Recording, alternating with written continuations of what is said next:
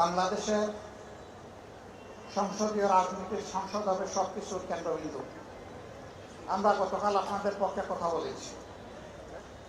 আমরা ওখানে গালগল্প করতে যাইনি, আমরা ওখানে ইতিহাসের মাস্টার কিংবা ছাত্র হতেও যাইনি। আমরা ওখানে গিয়েছি এদেশের দুঃখী মানুষের জন্য কথা বলতে।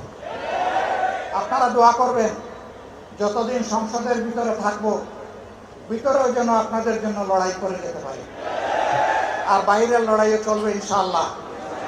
শ্রমিক অঙ্গনের ন্যায্যতা এবং মর্যাদা যতদিন প্রতিষ্ঠিত না হবে ততদিন আমাদের লড়াই অব্যাহত থাকবে ইনশাআল্লাহ। আল্লাহ তাআলা আপনাদেরকে ভালো রাখুন।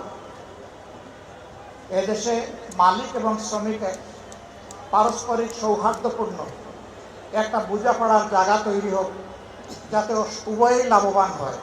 আমরা সেই দেশকেই করতে চাই, সেই বাংলাদেশকে, নূতন বাংলাদেশকে আমরা দেখতে চাই, যেই বাংলাদেশ ন্যায়, ইনসাফ এবং মানবতার উপর দাঁড়িয়ে মাথা উঁচু করে আওয়াজ দেবে, আমরা এক নূতন বাংলাদেশ।